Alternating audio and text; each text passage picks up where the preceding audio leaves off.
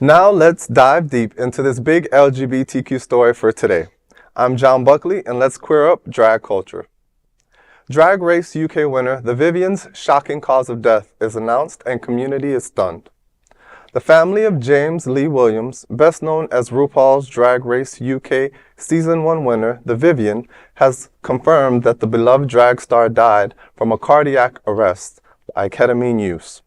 Williams, who made history as the first Drag Race UK champion in 2019, was found dead at home on January 5th at just 32 years old. An inquest into their death is ongoing and set to conclude in June. The Vivienne's sister, Chanel Williams, said the family remains, in quote, completely devastated, end quote, but is determined to raise awareness about ketamine's dangers. She said, in quote, if we can't help raise awareness of the dangers of this drug and help people who may be dealing with ketamine addiction, then something positive will come from this complete tragedy, end quote. The Vivienne's family will collaborate with the substance abuse charity Adferiad on the upcoming Only Human campaign, which seeks to reduce addiction stigma and provides support resources. Williams was open about past struggles with addiction, discussing it on Drag Race UK and even incorporating it into their comedy routine on All Stars 7 in 2022. Tributes to the Vivienne, flooded in from across the entertainment world, including from Michelle Visage, Ariana Grande, Jinkx Monsoon, and Rylan.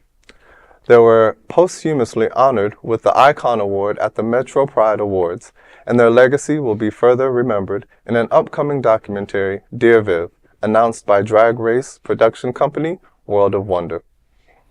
This is a very sad story, and it's also sad to see like the increased use of ketamine as a drug, especially among younger age people.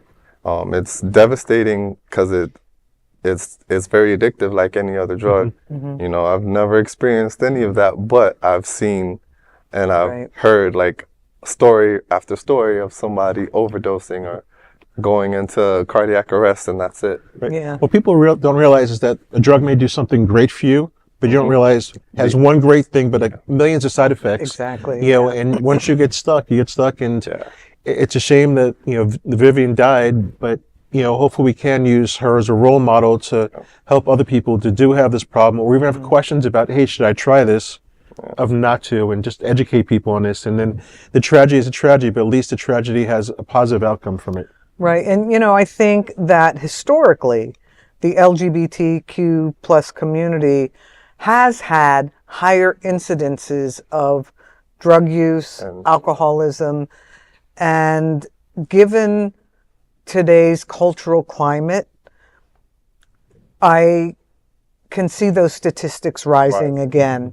You know, back in the 70s and 80s and even into the 90s, the only place that you could really meet other gay people were at bars. So the drug use, the smoking, the alcoholism were rampant. And even though, you know, we're more mainstream now, the cultural pressure, the constant fear, especially for trans people, that they're not going to be able to continue to live their truth is frightening. And as a result, you know, we see a lot of people turn to mood-altering substances to kind of deal. You know, and that's why it's important to have places like the Pride Center so people can come together, support groups, and help one another. And places like this where we talk about what's going on in our community, and that you're not there, you're not alone. And it's also good to just check in with each other, check in with your friends. Like, you know, you never know what somebody else may be going through, but just offer support, offer an ear, offer a shoulder.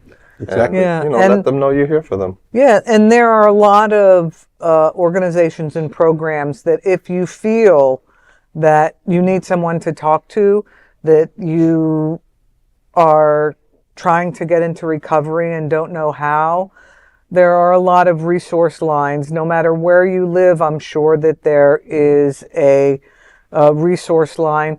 Worst case, you can call 988 and say, you know, I'm about to use and I don't want to use.